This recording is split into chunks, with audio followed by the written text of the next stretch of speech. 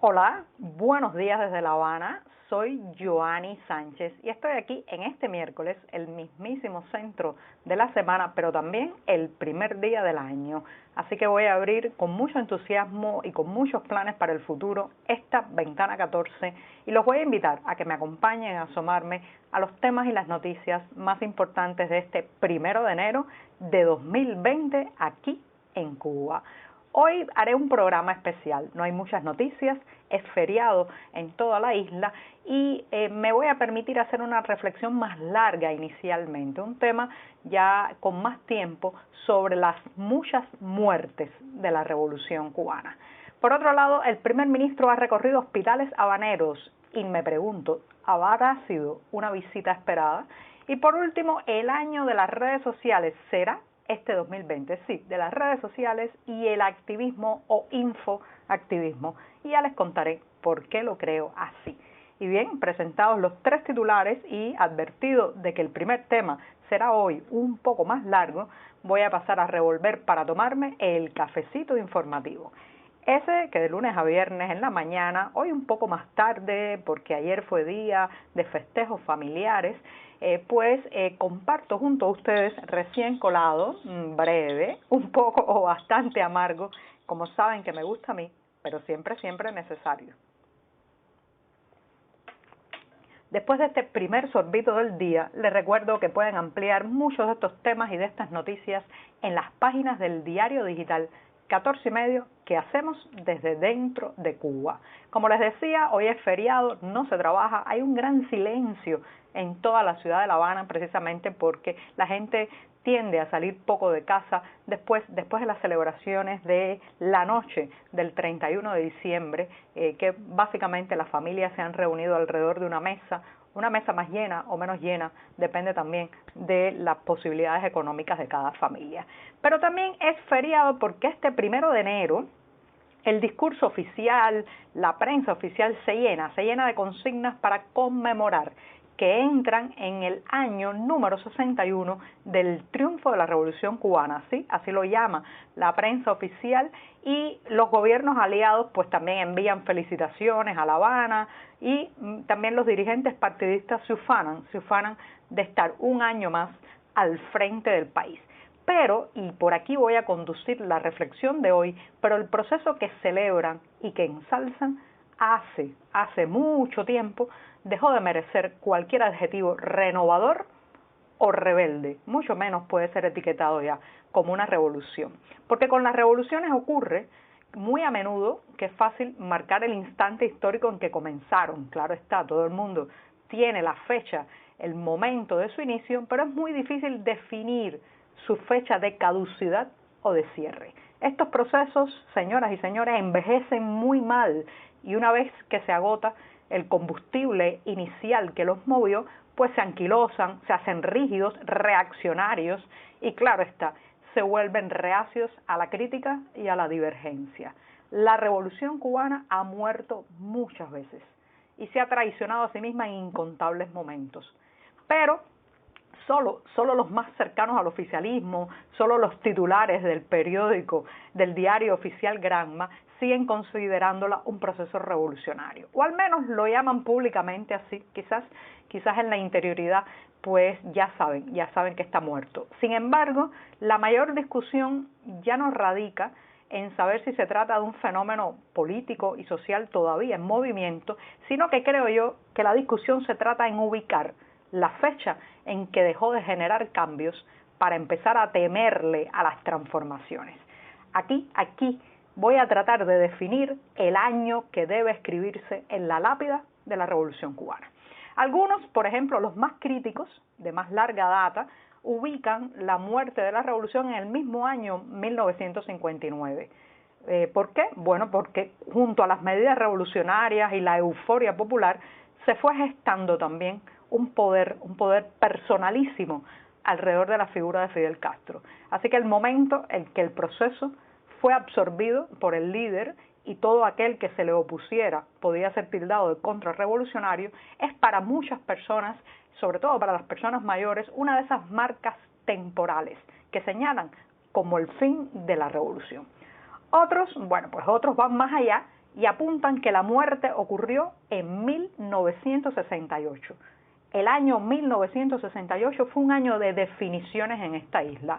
¿Por qué se realizó en ese momento la llamada ofensiva revolucionaria que cerró un ciclo de confiscaciones y nacionalizaciones? Y esto dejó a la Revolución Cubana sin nada más que devorar o absorber en la economía de la isla. La estatización, el aparato, el andamiaje estatal se extendió por todo el entramado productivo en ese año y hasta los cajones de los limpiabotas. Bien, la caja donde el limpiabotas llevaba el cepillo y el betún fueron a parar a manos del poderoso andamiaje estatal. Ya Robin Hood no tenía a quién robarle para supuestamente distribuirle a los pobres. Ese mismo 1968 que les decía fue un año de definiciones. El posicionamiento de Fidel Castro a favor de la Unión Soviética cuando en la entrada de los tanques militares rusos en Praga, bueno, pues ese posicionamiento negó el discurso oficial del pequeño David contra Goliat, de la defensa de la soberanía nacional y de la independencia política. Cuando Castro aplaudió que la URSS irrumpiera en ese pequeño país bajo el argumento de que no podía perderse un eslabón del bloque socialista, defraudó a muchos de sus seguidores que vieron en aquella postura de Fidel Castro el entierro definitivo de la Revolución Cubana.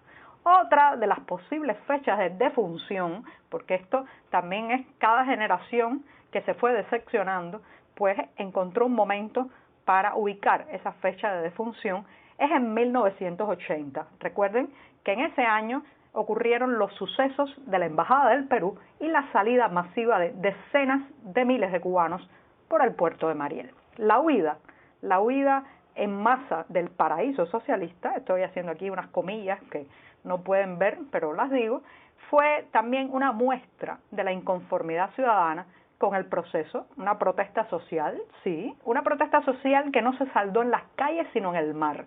La emigración de aquellos cubanos y toda la rabia que el discurso oficial lanzó contra ellos, a los que llamó escorias y gusanos, para muchos selló el fin de la revolución, que no solo devoraba a sus propios hijos como Saturno, sino que además estaba hasta dispuesta a deshacerse de ellos empujándolos al exilio. Eran los años en que se repetía mucho una frase que todavía escuchamos hoy en las voces oficiales y quiere decir algo así como: si no te gusta, te vas. Si no estás a favor, pues al exilio. El exilio es la otra oportunidad. El periodo especial, recuerdan, en los años 90 del siglo pasado, ese sufrimiento que trajo a tantas familias cubanas la crisis económica, mientras que por otro lado la tosudez, la testarudez del poder de no implementar reformas económicas a tiempo ni permitir una mayor brecha a la pluralidad política, pues confirmó que los vientos de cambios que habían soplado alguna vez sobre la isla inicialmente en el proceso habían terminado por convertirse en lo que todos recordamos de esos años 90, un ambiente opresivo controlado en el que solo un hombre decidía el destino de millones de personas.